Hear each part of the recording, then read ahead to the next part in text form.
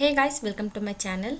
ಇವತ್ತು ನಾನು ಹೇಳ್ಕೊಡ್ತಾ ಇರೋ ರೆಸಿಪಿ ಸ್ವೀಟ್ ಕಾರ್ನ್ ಮಸಾಲಾ. ತುಂಬಾನೇ ಸಿಂಪಲ್ ರೆಸಿಪಿ. ಇದು ಹೇಗೆ ಮಾಡ್ಕೊಳ್ಳೋದು ಅಂತ ನೋಡೋಣ.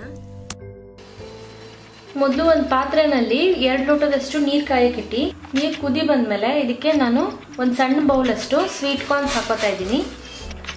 ಫ್ರೆಶ್ ಸ್ವೀಟ್ ಕಾರ್ನ್ ಆದ್ರೆ ನೀವು 5 ರಿಂದ 6 ನಿಮಿಷ ಕುದಿಸಬೇಕಾಗುತ್ತೆ. ಅಥವಾ ಫ್ರೋಜನ್ ಆದ್ರೆ ಜಸ್ಟ್ ನೀವು 1 ನಿಮಿಷ ಬಿಸಿ ನೀರಲ್ಲಿ ಬಿಟ್ಬಿಟ್ಟು ತೆಗೆದ್ರೆ ಸಾಕು. ನೋಡಿ ಇವಾಗ ಇದು ರೆಡಿ ಇದೆ. ಇದನ್ನ ನೀರಿಂದ ಸಪರೇಟ್ ಮಾಡ್ಕೊಳ್ಳಿ. ಈಗ ಇದಕ್ಕೆ ಬೇಯಿಸಿಟ್ಕೊಂಡಿರೋ ಸ್ವೀಟ್ ಕಾರ್ನ್ಸ್ ಹಾಕೊಳ್ಳೋಣ. ಸ್ವೀಟ್ ಕಾರ್ನ್ಸ್ ಹಾಕ್ಬಿಟ್ಟು ಗ್ಯಾಸ್ನ ಆನ್ ಮಾಡಿ ಇದಕ್ಕೆ ಇವಾಗ ಒಂದು ಅರ್ಧ ಸ್ಪೂನ್ ಅಷ್ಟು ಬೆಣ್ಣೆ ಹಾಕೊಳ್ಳಿ. ಬೆಣ್ಣೆ ಹಾಕೊಂಡು ಬೆಣ್ಣೆ ಕರ್ಗೋವರೆಗೂ ಮಾತ್ರ ಇದನ್ನ ಗ್ಯಾಸ್ ಮೇಲೆ ಇಟ್ಬಿಟ್ಟು ಮಿಕ್ಸ್ ಮಾಡ್ಕೊಳ್ಳಿ. ಎಲ್ಲ ನೀಟಾಗಿ ಮೆಲ್ಟ್ ಆದ ತಕ್ಷಣ ಗ್ಯಾಸ್ ಸ್ಟವ್ನ ಆಫ್ ಮಾಡ್ಕೊಂಬಿಡಿ. ಗ್ಯಾಸ್ ಸ್ಟವ್ ಆಫ್ ಮಾಡ್ಕೊಂಡ್ಮೇಲೆ ನೀವು ರುಚಿಗೆ ಎಷ್ಟು ಬೇಕಷ್ಟು ನೋಡಿ ಉಪ್ಪು ಹಾಕೊಳ್ಳಿ. ಒಂದು ಅರ್ಧ ಸ್ಪೂನ್ ಅಷ್ಟು ಖಾರದ ಪುಡಿ. ಖಾರ ನಿಮಗೆ ನೋಡ್ಬಿಟ್ಟು ಇನ್ನೊಂದು ಸ್ವಲ್ಪ ಒಂದು 3/4 ಸ್ಪೂನ್ ಅಷ್ಟು ಹಾಕೋಬಹುದು. ಒಂದು 1/4 ಸ್ಪೂನ್ ಅಷ್ಟು ಚಾಟ್ ಮಸಾಲ ಪುಡಿ. ಇದಕ್ಕೆ ಇವಾಗ ಒಂದು 2 ಸ್ಪೂನ್ ಅಷ್ಟು ನಿಂಬೆ ಹಣ್ಣಿನ ರಸ ಹಾಕೊಳ್ಳಿ.